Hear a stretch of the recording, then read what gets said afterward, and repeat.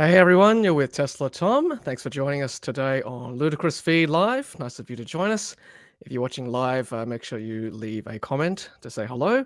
If you're watching on replay, say hello on comments as well. It would be great to hear from you. And if you're listening to us on audio podcast, hello as well. Thanks for joining us. All right, we've got a big night ahead of us. We are talking Australia's electric vehicle sales hitting a new record in this country, 8% in April 2023. Super exciting stuff. That's the highest I've ever seen. I think this country's ever seen it in terms of EV sales measured against all sales in Australia. So very exciting. Looking forward to chatting all about it tonight. As usual, let's say hello to our regular guests who join us. Let's say hello to Riz from Carloop and also Mr. Rahul Prasad. Gentlemen, nice to see you both. Let's start with Riz. How are you, Riz? Hey Tom, going well. Very exciting. Hey Rahul, hey everyone. Good to be here. Hey, Rahul. Oh, one sec, Rahul. Oh, there we If go. you want, let's try that. Take two. Yes, take two. Go ahead. I've had a bit of a cold and a cough, but I am on the mend. I think pretty much everyone in Australia, unfortunately, is copying this at the moment. But yeah, glad to be on the other side of it. But yeah, fantastic news to kick off this segment. 8%. Yeah. What a fantastic number. And I think we'll talk about it, but Riz, you're Sawyer Merritt's new go-to guy in Australia. Look, I'm not Nash, where Elon and Nash, he knows exactly what's about to happen, but I'm getting close. So basically, three rungs up the ladder, and then I'll be with Elon. But no, it's good to see he shared the story fairly quickly around us getting to 8%, which is quite a big news. I think even in the US they're not really there yet, but we're waiting on the April data out of US to confirm that, given some of the incentives that have been on offer. So yeah, good to get a little bit of international coverage around what's happening down under, which is great to see. So we're no longer years behind. Yeah, that's right. I mean, I guess the question now is, at 8%, are we well and truly on the road? Like, is there any turning back at this point? I mean, I would have thought not, but I just want to point out, looking at the national strategy recently released by the government, Australia's federal government, and it's a bit old, that data, because it's from 2022. But looking at around the world, in 2022, 9% of global car sales were electric. So at 8% in Australia, we're actually on track with the rest of the world finally, which I'm very happy about. Mm-hmm. We're still behind the UK at 15%, behind the European Union at 17%. And I think Riz, as you pointed out, gosh, I'm getting mixed up here. All the famous celebrities around me, getting mixed up. But yeah, I think the US is not even 8%. So there you go. So we are actually doing pretty well. Well done, everyone. So yeah, Riz, why don't you take us through? Oh, by the way, everyone, happy May the 4th. I wanted to say this at the beginning. Happy Star Wars Day for all the Star Wars fans out there. So May the 4th be with you all. So yes, as Rahul correctly pointed out, this is the article that Sawyer Merritt, quite a prominent EV, and Tesla advocate on the Twitter sphere, tweeted Riz's article from The Driven. So yeah, Riz, please take it away. Yeah, so 8% sales. I think we got just over 6,000 electric vehicles were sold during the month. When the FCAI VFACTS data comes out in the beginning of the month, it's always interesting to see what angle they're going to take. And traditionally, they've been very pro ICE vehicles. And last 2 or 3 months, their rhetoric has changed quite significantly. Last month, they were talking about EV chargers, and if we want Australians to adopt more EVs, we need more EV chargers. I'm not sure when in the last couple of months they became EV charging experts, because Toyota isn't really funding them. And then I think the way things have moved very quickly, now they're realizing, well, they've got to be pro EV, or at least not look at it in such a negative way. And 8%, I mean, we had the I think Model Y made it to the top 5 list this time Mm. around. And Toyota RAV4 did just slightly better than the Model Y for the month. What we have to remember is usually Tesla has been very good in the last 2 months of the quarter. This is the first month of the quarter, and this happens to be the highest sales that Tesla's had during the whole year, which last year I think they had. I know April sales all came out at once, which was for the whole Q1 and I think beginning of Q2 for Tesla. But I think there were around 800 odd sales for the month of April last year, and we're nearly at 3,500 for Tesla this year. So things are changing quite quickly. And in this data, the main thing is it used to be just sales, but now it's actually presented as sales, but they're deliveries. So what has been delivered to customers, that's been harmonized across the automotive industry now, where previously what used to happen is dealers used to buy thousands of a particular car from a brand, and it would show up as, Holden Barina had 4,000 sales for the month.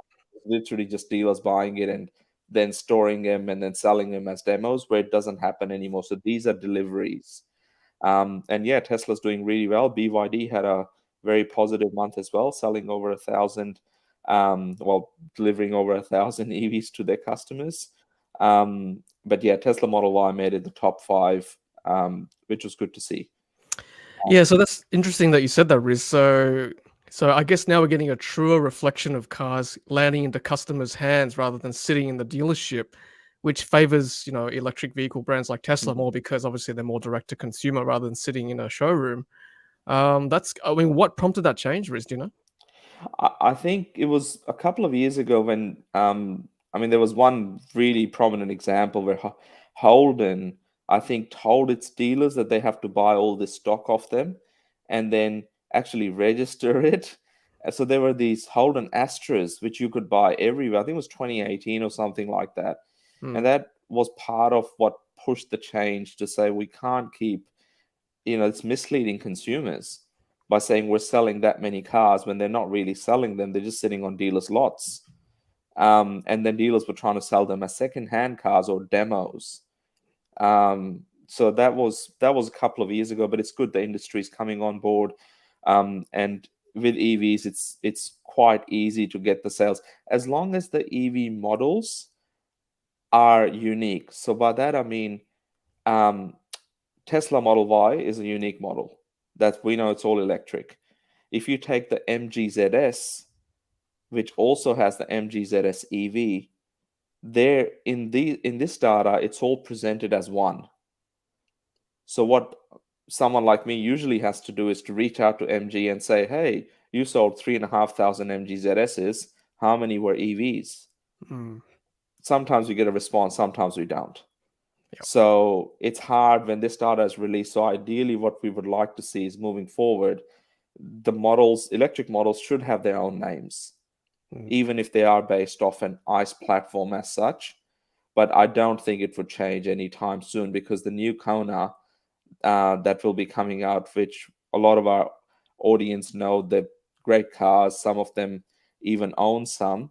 The new Kona Electric will still be Kona Electric. It's not going to be Ioniq 4.5 or something.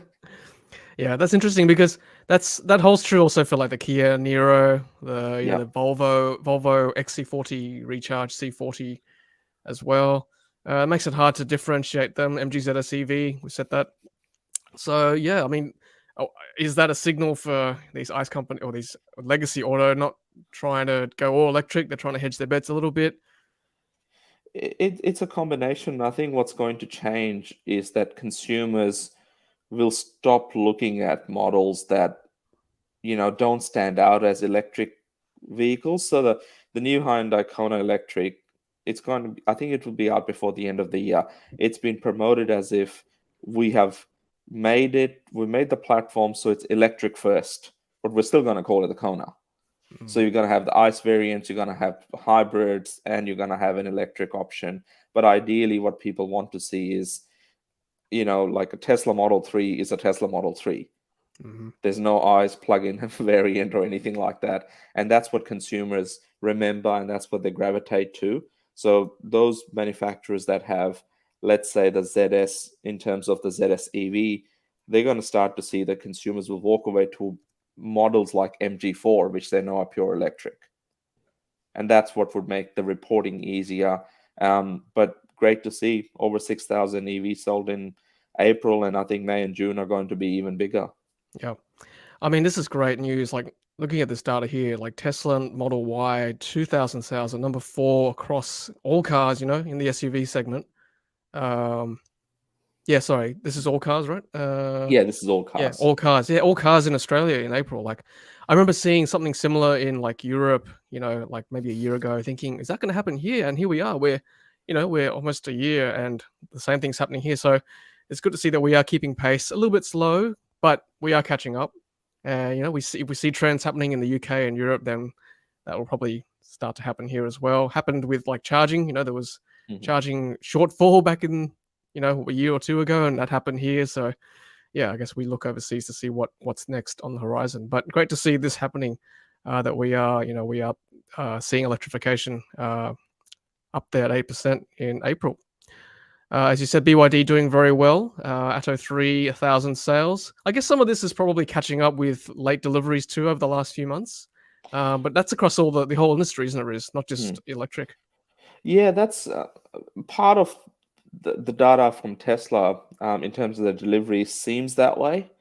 But Tesla is a very agile company where they look at the data and I think Elon said on the earnings call a couple of weeks ago that they're probably the only company that gets real-time data in terms of how many orders are being placed globally for their cars and what production needs to do accordingly. And given that they've had price decreases, we've seen that in April. They've had a slight price increase as well on some of their models in Australia. So they're adjusting according to what demand they're seeing for their cars, because the last thing they want is to ramp down production in Shanghai and other factories, because that's not good for cost. So they want to keep the production high at a time where people may think an electric vehicle is a luxury and they can hold off for another 6 or 12 months. But Tesla has these levers where they can reduce the price. All of a sudden, they get this huge, the huge media publicity without spending money on advertising. And then consumers are like, oh, geez, I never realized that Tesla was $60,000, plus on roads, where a lot of the people still think it's like $80,000+ for a base model Tesla. So prices are coming down. The demand will continue to move.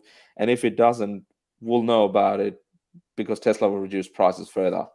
And we will know that the demand levers are being pulled once again, or they will offer incentives like they're doing in the US, such as free supercharging on the Model S and X. For some customers, they're more expensive cars, but they could try other things where they're not losing a lot. It might just be, a year's worth of free premium connectivity or something like that to continue to drive that demand. So we see, Tesla sort of dominating the EV space and BYD doing fairly well as well. I think MG will be okay. As in that case, we're still waiting to hear back from them as to their EV sales for the month. But people are surely gravitating towards electric models like the Polestar 2, the Volvo C40, Kia EV6, and the rest. Yeah, speaking of incentives, I think Polestar released news today or yesterday that they're giving $3,000 in incentives to buy a Polestar 2 before June or July or something. So there you go. If you're looking for a Polestar now, is a good time. Yeah, as you said, Riz, the price is very dynamic. I think also Tesla raised its prices again this week. So that's another, not so much benefit, but that's what happens with direct-to-consumer model, that the price is very agile. It's funny how you mentioned freebies too. Like we obviously saw the free, what is it, FSD or EAP EAP over the summer. Yeah, for a little trial there for new owners, which is great. Instead of a free umbrella or a free, whatever floor mats, you get free software for a bit. It's a cheaper way to do it, probably for them. But yeah, so on the screen now in front of us, we can see, all the different EVs, the top 10 anyway. And you can see Tesla's really, really way ahead there. They're 3,500 sales compared to the BYD, which is the next highest on 1,000. So they really have been dominating over the last quarter. I just want to say hello to all the members who have joined us on the chat here. So nice to see you all. I just want to say a quick shout out to, where was it? I saw, here we go, Gaffer. Gaffer, one of my members, was my brother-in-law's birthday today. As part of his prezzies, my nephew's hired a Tesla for him. He drove it around all day and loved it. Well done, Gaffer's brother-in-law. Nice to see you enjoying an EV there. That's great. Say hello to also, let's see, I can see Peter Cook there, one of our members. Hello, Peter. Charles is here. Hello, Charles. And who else have we got on the chat? Paul Leopardi. Thanks for joining us, Paul. Who else have we got in the chat here? Yeah, so thank you everyone for joining us tonight. Indeed, thank you so much. All right, well, let's move on to another news story. We might come back to the 8% sales. If anyone has any further questions in the chat, leave a comment below. Let's now throw to interesting tweet here from Sawyer. We do love Sawyer in this channel here. But Rahul, take us through this one. This one you sent this week. So I'll just put it up on the screen here. Okay. So Rahul Sawyer says largest used car retailer in the US said it's seeing a huge spike in EV interest from its customers, in particular Teslas in the US. Yeah, just self-explanatory there. Obviously, the US being ahead with car sales, EV car sales, particularly their secondhand EV market is obviously rapidly expanding. So yeah, you know, and obviously pricing as well. The fact that you can get these sorts of prices in the US and Tesla obviously being very, very ruthless in their pricing is obviously making sure that, you know, they're dominating the EV market in the US, you know, which is obviously their home base with 2 gigafactories there in Fremont, California, and in Texas as well. And then with a third one potentially to come in Mexico, you know, with labor being cheap in Mexico, they would probably be able to cost cut even further, but still keeping their margins, you know, at a premium. So yeah, great news there for Tesla. I think they're going to continue dominating that market for a long time to come. Yeah, interesting to see the Ford Mustang Mach-E at 48,000 as well. That's due to make its arrival in Australia. So kind of on par there with the secondhand pricing for Model Y. So that'll be very interesting to see. I see we have TechAU in the chat there. Hey, Jason, nice to see you. Thanks for joining us. Congratulations on your Twitter success too this week. I can see your followers going up, so well done. Yeah, and we are also seeing, what do we got? So Raul, take us through this one as well. You posted this one this week for me. This is an interesting one from Sawyer as well. Hyundai showing its crab driving, zero turn and diagonal driving features. There's a bit of sound there. Hope that's coming through. That's pretty cool. I mean, we're never gonna make it on our streets. It's really cool parallel parking. Yeah, look, you know, look, it looks great. I just posted it because obviously Hyundai are trialing that system, because you can obviously see that it's in their parking lot. It's not in a, you know, sort of a pedestrian or a consumer area as such. But great technology. Obviously, it will take a while until it's fully ready to be used. Same thing with Tesla's FSD. Ever coming to Australia and in a full sort of form. Interestingly enough, I did see a Hyundai Ioniq 5 today with those digital. Is that what they're called? Those digital cameras as the wing mirrors. The wing mirrors. Yeah, and geez, they looked fantastic. You know, first things when you look at these things, they're like, oh, that's never going to work. But I think the more you put this out there, technology, and it's used by consumers, by drivers, it's just going to become the norm. And not in every car, but good to see. I mean that bit there was sliding across. That's incredible to be able to do that. Yeah. And obviously parking. I think, you know, my wife would love this because parking would just be a breeze for her. Yeah, for everyone, Rahul, not just her. Sometimes I struggle too. But speaking of the wing mirrors, yeah, I've got the Ioniq 6 at the moment. Some of you might have seen my social media posts. So there's wing mirrors there. So I'm looking forward to testing that out, particularly at nighttime. Someone asked me whether they're any good at night. So yeah, looking forward to that. I want to thank Paul for putting $5 on the screen there. Are Australian consumers starting to find it harder to get finance for second-hand ICE vehicles as they are in the US? Interesting. Riz, any insights on that? I think finance for new cars is getting harder, as it is. A lot of the ICE manufacturers over COVID have increased prices quite significantly. So what, a mid-spec Toyota RAV4 you could get for, let's say, around 42 to 45,000 is close to 50,000 now. So what that means is all of a sudden you need a borrowing capacity of $50,000 to by the time the car arrives, which you're generally waiting 6 to 9 months for a RAV4. But what's happening is that the banks are saying, well, hang on, how come 2 years ago, roughly the same car was 45 grand? So why are we going to lend this on the basis that it's valued at 50 grand? We're only going to lend it at 47 grand. And then someone has to come up with the difference because the dealers or Toyota still wants their $50,000. So it is becoming harder on new cars. And with that as well, I think a lot of the finance companies are sort of struggling to finance more expensive ICE cars as well. So EVs win out in that case, but at the moment our used ICE market is relatively large, whereas a used EV market is still developing.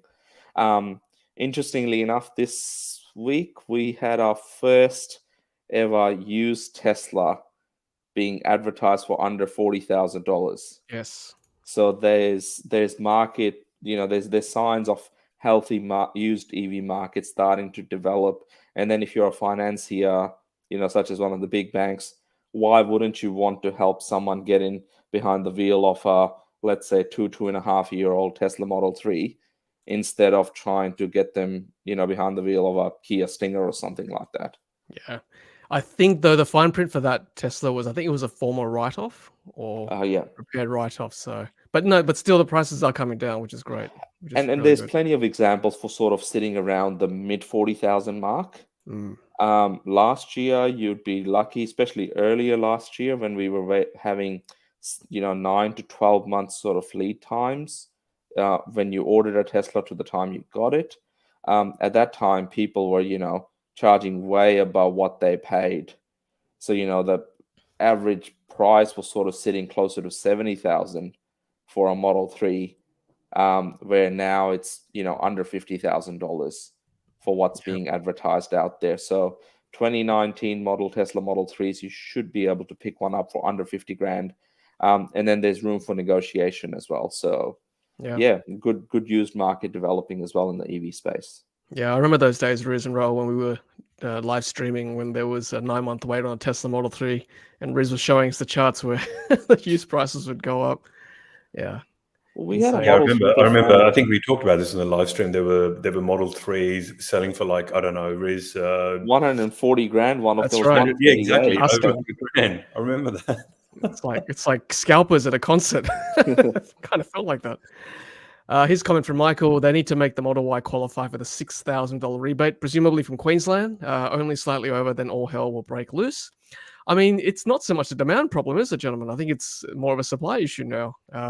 Rebates help, but we need the cars in the country. It's a juggling act at the moment because there's a lot of the demands is there. If Tesla can get enough cars, which obviously they're pumping up, they're ramping up production, and they need to clear cars. If the demand in China is lower, then Shanghai still need to produce, close to 1 million vehicles a year, which is what it's rated at now after the expansion last year. So I think Tesla's keen.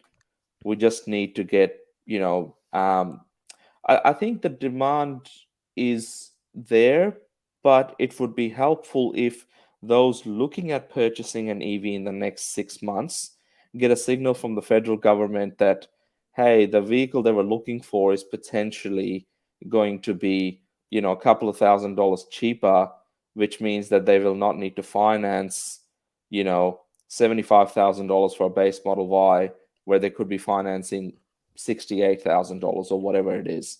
I think that's what would help convince some of those people that were considering and comparing an ICE vehicle to a EV, make that shift. Because there is, with EVs, as we all know, there is still a price premium you pay. But if that could be somewhat subsidized, because in a lot of other countries, including Canada, I think we spoke about last week, the federal government there has a 5,000 Canadian dollars subsidy on top of what the provinces offer. So what the states offer in Australia, the federal government needs to sort of help out as well. It will just convince way more people, and with that increased demand would mean not only brands like Tesla and BYD, but others taking the Australian market a lot more seriously. It's more sending that signal to the market to say, hey, we're going to do this. So if you're selling ICE cars, that's not what our people want. We need EVs. Yeah, that's right. Signals like that, signals like fuel efficiency standards, seeing your neighbor have one, seeing your colleagues have one. It's funny, we mentioned earlier about people still surprised to see that a Tesla is actually not affordable, but not as expensive as it used to be, right? Like, I'm pretty sure I tell someone every week, at least one person going, it's actually only 60 grand, 60 plus for a Model 3, and they're shocked because they, as you said, I think it's still in that $80,000 to $100,000 range, which it's not anymore in Australia. Now here's a question for me. Zubinix asks, loving my Model Y performance. Are you sure you made the right choice, Tom? Yes, I did. I made the right choice. The sensible choice, but thank you for asking. I'm glad you're enjoying it too. We love our car. Gets the job done. Thank you very much. And Louise says, loving my MYP too. It's comfortable over the bumps and quiet too. Great to hear. Great to hear, everyone. All right, let's put up this article here, which I think Daniel Bleakley from The Driven wrote. So this is a good one, actually. Speaking of comparing it to ICE ownership. So the Tesla Model 3 total cost of ownership is similar to the Toyota Corolla over 5 years. I might ask Rahul this question. Did you guys ever do the sums when you were considering an EV back in the day? Great question, Tom. We did have a ICE SUV, and I think it was a Discovery Sport before we sold that and then upgraded to the Model 3. But yeah, just purely based on, doing long distance trips, filling up the car with petrol, the maintenance work, not so much as sort of doing a proper Excel spreadsheet, but I think the writing was on the wall for us sort of fairly early on that long-term maintenance of ICE vehicles was going to end up costing us, a lot more. And yeah, of course, back then the Model 3s were priced at that $70,000 mark. And yeah, I'm cognizant of the fact that wasn't affordable back then to a lot of people, probably still isn't. But the pricing is coming down, but we just factored in the fact that whatever we paid up front, we would make in the next sort of 5 years or so. And that's proven by the fact that we've had zero maintenance issues with either the Model 3, which we bought in 2019, or the new Model Y, which we've got last year, apart from just changing tires once every 18 months, 24 months. And, I shouldn't forget windscreen wiper fluid. Yeah, that costs a damn lot. Depends what water you use, Rahul. I mean, Evian's quite expensive. But no, you're right. I mean, one of the most popular videos on my channel is actually comparing the cost of ownership of Tesla Model 3 versus the Toyota Camry. So Corolla is pretty similar. Brings up a lot of interesting comments from people not quite understanding the full picture of an EV. But as you said, Rahul, maintenance is so low with EVs, and that's been proven time and time again. Depreciation, I mean, that's arguable. Everything depreciates, of course. But yeah, maintenance is low, fuel is low, they last a long time. And I think now with more data, like, for example, my own situation, Model S battery is now 7% degradation after 8 years. So, I can't ask for better than that, really. So I'm pretty happy. Here's a comment from Shalendra. Says, my uncle is trading in his long-range Model S at a BMW dealer, and dealer offered him $50,000. I'm offered to buy it off him. Riz, is that a good buy? Depends on the year. It's 50 grand for a Model S, as long as it's in good nick, is all right. I think just worth doing your standard checks. Might even be worth taking it to Tesla and just getting them to have a bit of a look over around the battery and all of those type of things before sort of making an offer. But yeah, I think a Model S like your Model S, Tom, is an awesome car. And it's what, 8 years old, we said? Yeah, that's right. So yeah, I think it's really, really, really, really awesome just to see them on the road. And given we still don't know what's going to happen with the new Model S, so maybe rare for a little longer. I would add for Shalendra there, hey, if that's your uncle, I'm sure you can get a family discount as well and bring that price down a bit more further. Come on, uncle. Lower. That's funny. Yeah, so budget is the budget night is coming up, I think, next Tuesday. And Nick says, yeah, removing the FBT threshold for EVs would be nice. Hey, how good would that be, right? It's like 80 something at the moment, 80,000. Yeah, raise it or even just get rid of it. That'll really help for sure. Because it's protecting a part of the economy that's not existent anymore. We don't make any more cars in Australia, as far as I know. So, yeah. Let's put this one up here, this article here. Riz, I might get you to walk me through this one. Let me just share this one first. Okay, so this one is from Teslarati, also a great source of information. Tesla wins the Kelley Blue Book's 2023 5-year cost to own award for premium EVs. So Kelley Blue Book is sort of like a price valuation website. So in Australia, we have a website called Redbook, which is owned by Car Sales. It's sort of price trends and used pricing for cars, and they've sort of come up with, these awards like a lot of the websites do.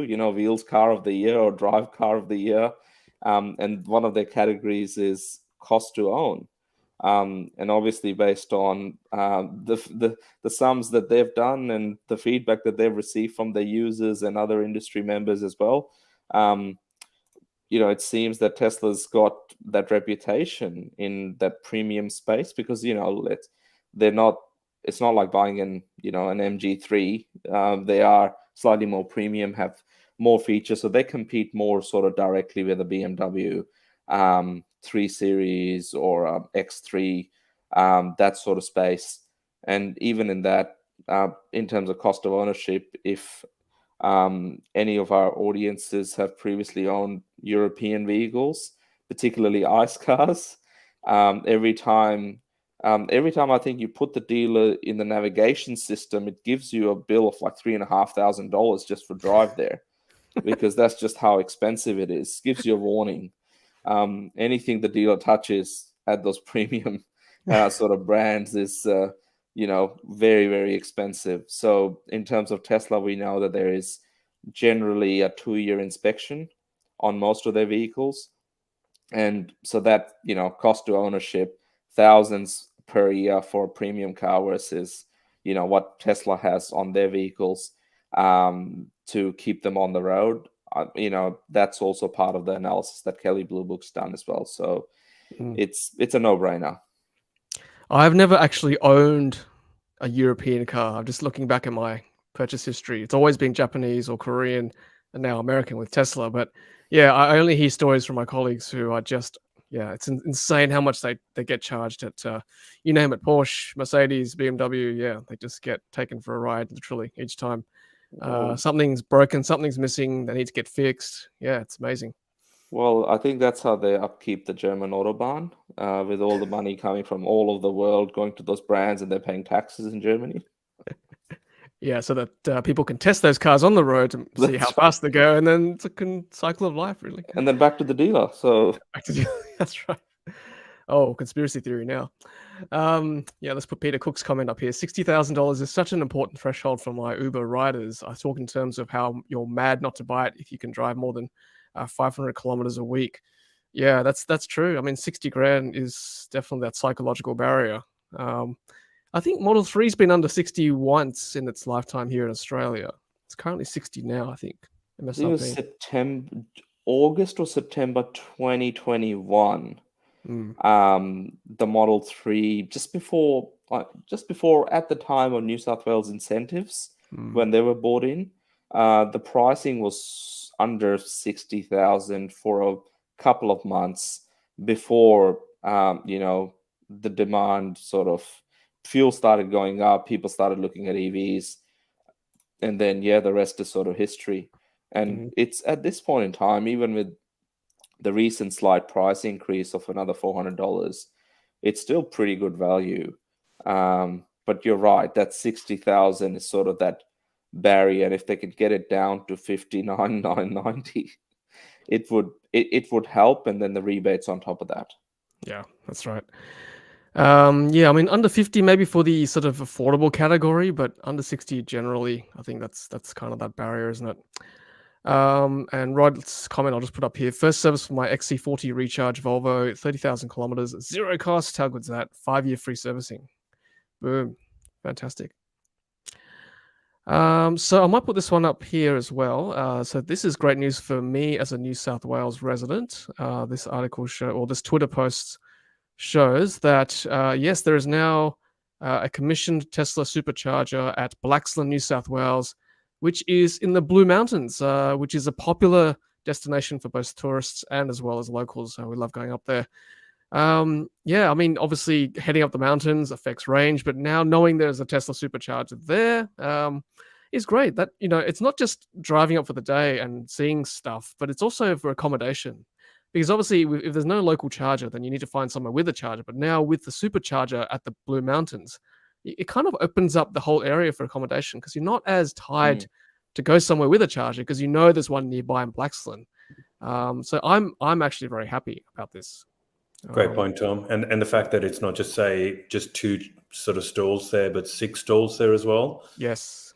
Yeah, just goes to show that obviously the mindset around charging infrastructure from not just Tesla, but I think also some of the other charging infrastructure companies is changing, courtesy of the New South Wales government's incentives around charging the regions and the infrastructure grants that they're giving out as well. Yeah, that's right. And these are V3 chargers. I can see there's only one plug per stall. And Gaffer says only for skinny Teslas. So, I mean, this is a Model S we're looking at. So that's quite a wide vehicle, admittedly. So I think your Y3 should fit there pretty comfortably. So this site was part of that New South Wales government grants that were given out to charging infrastructure providers. I guess it's good to see that the rollout is continuing. 6 stalls, awesome, in a region where, as you were saying earlier, Tom, you don't need to specifically find accommodation that has a charger, level 2 charger or whatever, because now you've got one there, and it's literally opening the regions for tourism, for more business, for EV drivers to enjoy it, and to go to places where they may not consider or they may not have gone to in the past, just because there is a charger there. Now they're like, well, hang on, there's a supercharger there. What else is there that we can do around town? Correct. So great to see. Yeah, and sorry, Rahul, please go on. No, sorry, Tom, go ahead. No, I was just going to say that so these stores will most likely open up to everyone and not just Tesla, because I can see evidence of that. The wheel stop at the end is taken off. The stalls are sideways, which means they can probably charge most vehicles, except for maybe the ones that are on the back right corner. I'm looking at Kia, Hyundai, Genesis. So I think it'll be okay. I think it'll be able to fit most cars. And there's one this direction, so I think that's probably more for a trailer because it's kind of more on that sort of that aspect. That might be okay for a back right hand port as well. So yeah, so that's good. And also, Chameleon says, would be great to see video on the area, Tom. Definitely, Chameleon. I will look for some time to go and get this done because I definitely want to showcase the Blue Mountains with a Tesla Supercharger because it's a World Heritage area. It's a great tourist destination for New South Wales. So, yep, definitely I'll go check it out. Rahul, please, go ahead.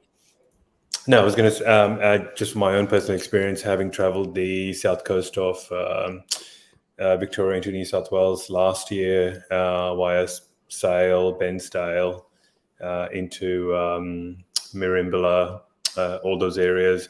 I think there was kind of like a 300, 400 kilometer gap there where the Tesla superchargers hadn't been online as when we traveled, which was in Can River. And now that they're online, that makes a world of difference for people who are planning trips with families during the summer holidays or during the Easter break or whatever, that there are charges there. They don't have to, rely on accommodation, which does have destination charges, or look for public charging infrastructure that may or may not be working, because the apps obviously don't give you that information. So yeah, this is fantastic for that region. It'll drive up not just people with EVs, but just money coming into that region from people coming to travel, because they now have an option to travel without having to worry about charging. Yeah, that's right. And great to see 6 stalls. I mean, come on, 6 stalls. I don't want to name any other provider, single them out, but you're lucky to get 2, 3, super lucky to get 4 from another provider. So 6 is amazing. I think there's a couple of things that are fantastic in that New South Wales government initiative is having a minimum of at least 4 to 6 stalls, and then also asking Tesla or other manufacturers to open up their EV charging infrastructure to other manufacturers as well. So yeah, it's a win-win for everyone, isn't it? Definitely. The future is bright. And yes, Gaffer says, love that South Coast trip. Such a beautiful car drive. Yeah, I'd love to do that too as well, Rahul. Replicate your trip one day. Charles says, interesting that they haven't made them open yet, but they have another 15 to 18 months to do so. Yeah, that's interesting. I'll have to get the guys back from New South Wales government on that, because I thought they'd be open up sooner too. So we'll get them back one day, I think, and question them on that. And yes, Shalendra also says Tesla is recruiting loads of collision repair workers. So Tesla Collision Repair coming to a service center near you soon. So that is what they're focusing on next. Yep. Let's put this slide up now, also from Sawyer. This is what we can hopefully look forward to one day. Tesla is currently opening an average of 1 new supercharger site globally every 13 hours. Phenomenal. Just look at that. Look at that picture. Just makes my heart sing. I can't even count how many there are there. Just, so good. Taco Bell. Actually, some of the comments too from my videos have been, well, you got to eat more junk food on your road trips, but you don't have to eat junk food. Come on. What kind of comment is that? Pack a healthy lunch. But no, seriously though, I think, yeah, it'd be great to have more food options at these superchargers and DC chargers in general.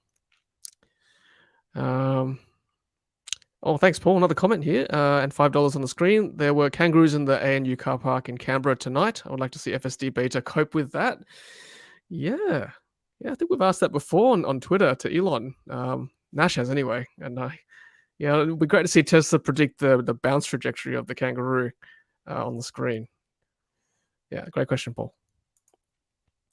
P2N, they should be open to all immediately or not get taxpayers' money until they do. Yeah, again, we'll get the guys back and question them on that. They were partially funded, though, I think, not fully funded. Yep. Okay. Rod says, I charged Volvo at the Tesla Supercharger at Narooma in February. Great to see.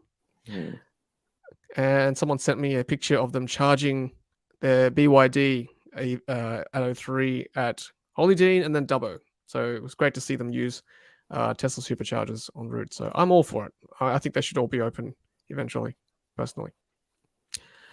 Another question for me. Have you stopped at EV Sutton Forest, Tom? Plenty of new chargers, although they are tritium, so not the most reliable. Yes, we have stopped at Sutton Forest. In fact, I think Riz and I have stopped there on our trip to Canberra, and I've stopped there too on our trip to Melbourne. So check those videos out.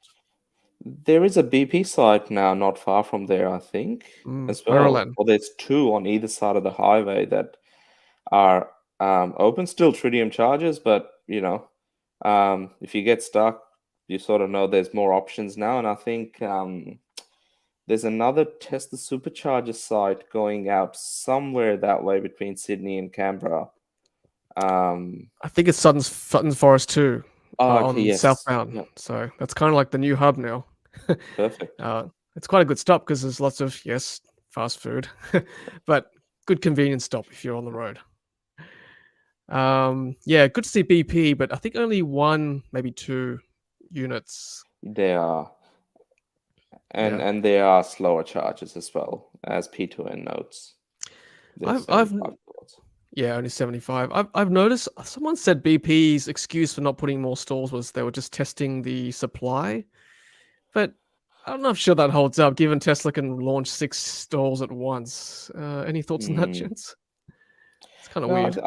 I'm not a grid or power expert, but I think um, I, and Charles may know more because I believe the BP sites are scalable. I think the units they're using in there, the PKM series tritium chargers, are sort of scalable. They can be expanded if needed.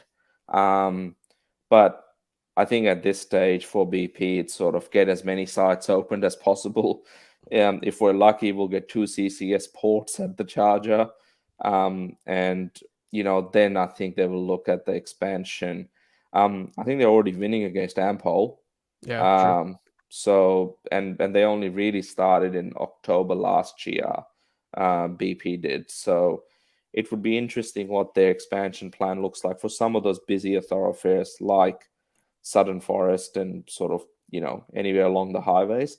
But I think it's true that we don't want to be spending more than we need to at a petrol station when we're getting 75 kilowatts when down the road, let's say EV or Tesla is offering 200 plus kilowatts. Yeah, that's right. Yeah, they are modular Riz, I'm pretty sure. They can scale up to 150 kilowatts, but I think most of them are 75s currently, excuse me. And Charles asks, have any of you checked out the Gundagai Tesla ChargeFox site? There's been pictures of digging shared around ChargeFox units moving, I think. From experience, this is not a very reliable site at Gundagai. And it's a really grotty site with a lot of potholes and very poor access. So I'm glad they're finally getting that fixed up.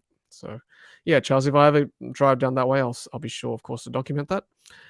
Gaffer says Tritium have been demoing the new 150 kilowatt chargers just this week, full water cooled and completely sealed to stop all the issues they had with stuff getting in, gumming up the works. Good. And Peter says the new superchargers are technically at Exeter. Yep. Thank you. But literally next door to Sutton Forest. Thank you. Yep. And yep. So, yep. BP have been previously accused of greenwashing. I think they are still accused of greenwashing. Yes.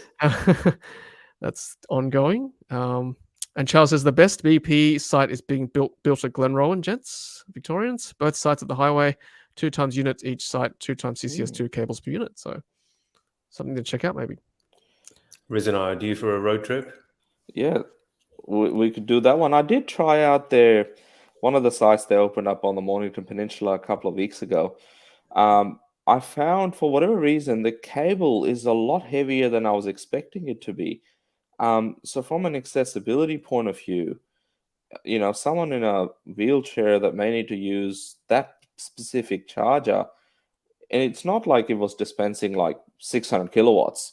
It's 75 kilowatts, but the cable was so thick and hard to move around on those PK units. It was quite surprising.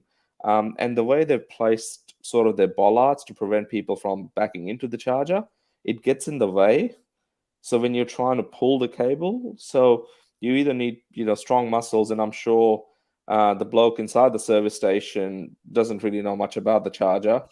So I think it's a good thing to help those people that are in a wheelchair or need accessible features, and hopefully the pump operators or the service station operators can help them do that as well, because they are getting thicker and heavier, whereas some of the Chem Power sites that are opened, those cables are just better managed, and the Tesla ones are most people can access them.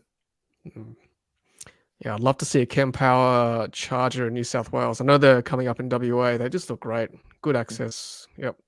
And comments about the Campbelltown Supercharger in Sydney, and that's a really good site actually, from the feedback I've seen. And it's also good because if you're coming just through Sydney rather than into Sydney, you can actually skip all of inner Sydney and drive around on the freeways and charge at Campbelltown if you're just en route, because otherwise you'd have to go into Sydney either at Macquarie or Broadway, which can be a hassle. But yeah, Campbelltown's a great location. I see a question about PPF, a bit off topic, but I see some comments about PPF. We might maybe address that another time, but yeah, certainly. I guess you do a lot of road trips, might be worth doing at the front of the car, like a sort of a bonnet only area if you're on a budget. Yes, so let me just put this article up. Might get Riz to go through this one. This is very interesting. Yeah, I couldn't believe my eyes when I saw this. Oops, sorry. There we go. 3 original untouched Tesla Roadsters discovered in shipping containers in China, now for sale. Wow. This was pretty cool. I mean, I've only seen one Roadster in Melbourne, and they're just so rare. And when you do see them, it's very easy to confuse them for a Lotus Elise. Yes. But this near new cars, and some of those pictures, like the interior is gorgeous. Like how well maintained it is after being in there for however many years they've been in there now. And yeah, just how do you find that? Brand new cars sitting in a container. Something doesn't sound right with the story itself, where the person that purchased the shipping container off someone else who was the original owner, and then they had to pay like all of the storage fees for all of those years that the container had been sitting there. And now they're trying to auction these Roadsters in the US through Gruber Motor Company, who are actually quite well known for restoring Roadsters, based in the US. And yeah, that's what they'll be doing, getting interest in anyone that wants one. And just I'd be surprised if any one of those that are found sell for less than $250,000 each. Yeah, I'd love to have one of those. I just don't have that kind of cash, unfortunately. But yeah, it'd be great to see one come to Australia. I've seen one here actually. I think the gentleman I spoke to had issues with getting anything serviced because you've either got to ship the car back to the US or they've got to ship something here, or ship an engineer from the US to come and get it fixed, because no one knows how to fix one, as far as I know. So it's quite a hassle. I think Nash has the original owner's manual delivered directly from Elon. So I think if you're looking for a repairer down in Wollongong, the main man's there. That's right. And signed as well, I'm sure. Yeah. Gaffer says, amazing find. These batteries will be very dead. Yes, no doubt. Paul says, 3 Roadsters have come back from Mars, possibly. Yes, that's also true. Literally fell off the back of a container ship. Yep. Yeah, good call. Yeah, so back on the Chempower thing.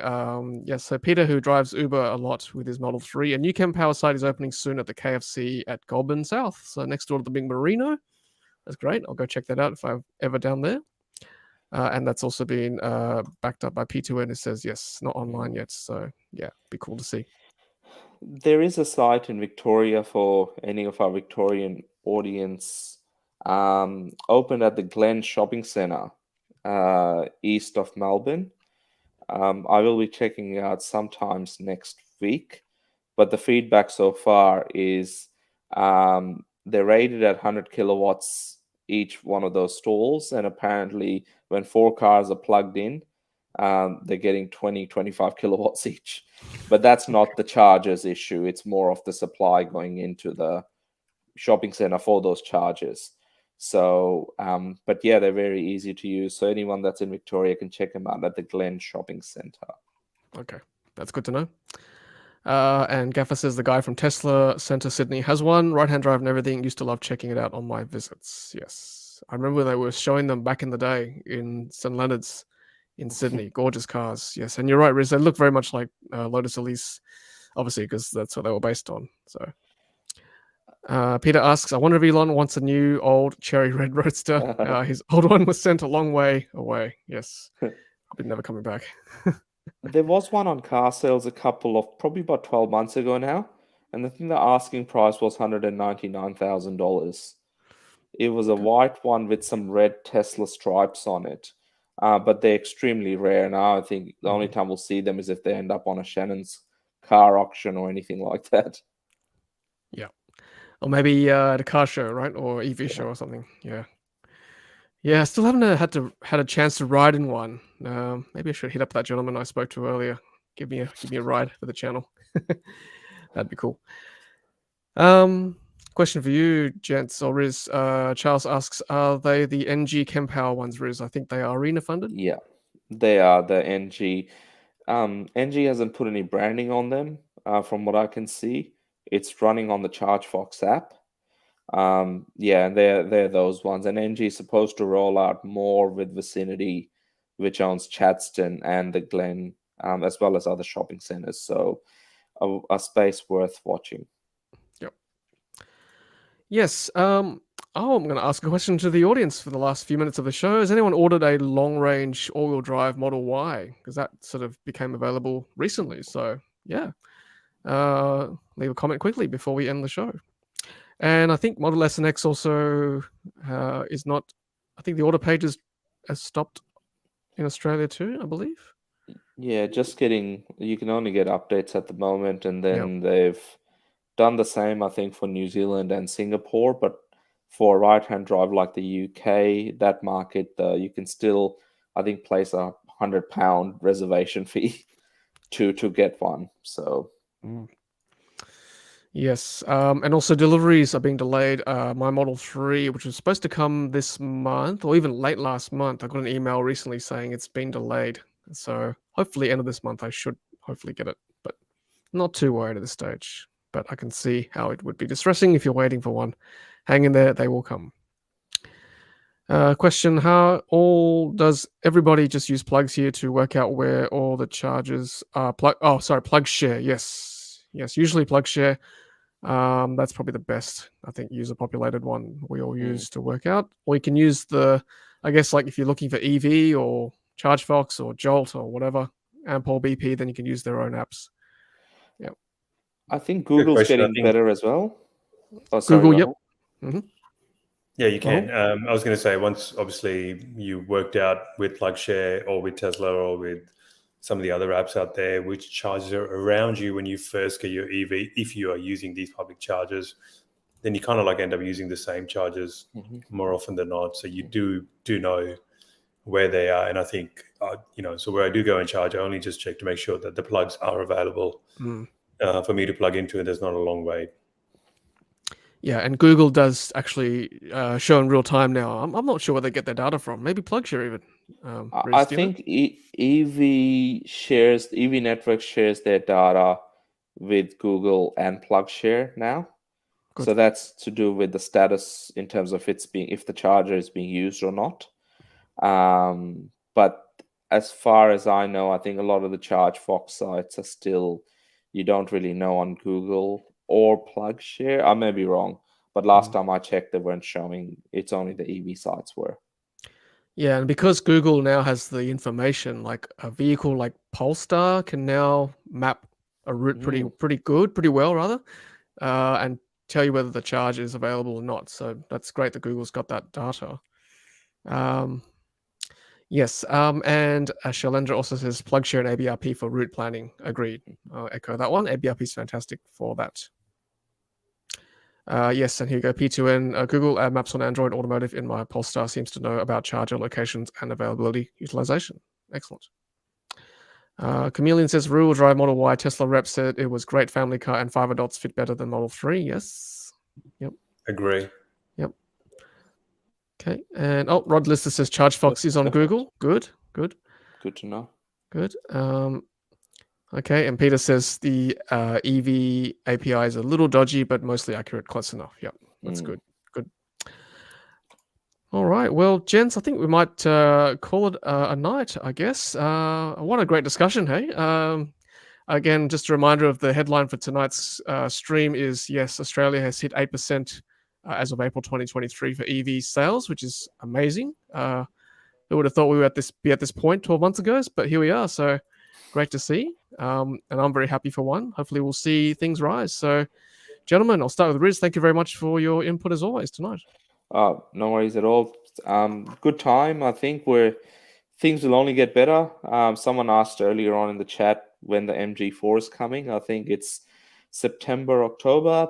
Closer to the fourth quarter of this year, we'll have a fair few more EVs from legacy automakers as well as others. And Tesla will continue to do what they do best, as well as BYD. So exciting space. And I'm hoping we'll hit that 10% mark by September. 10%. And MG have promised me to invite me to their opening for MG4, so I will hopefully attend. I love a good opening. Rahul, thank you very much as always for tonight. Tom and Riz, thank you very much. I'd just like to add, there is a new king being coronated in the UK. I believe that is today. Riz, any words for Nash, whose crown you're about to take as Elon's new favorite child in Australia? Seeing that Sawyer Merida just quoted your article and you're gunning for his throne. Look, it's can't say too much yet. They're sort of only the royals are allowed to discuss those proceedings.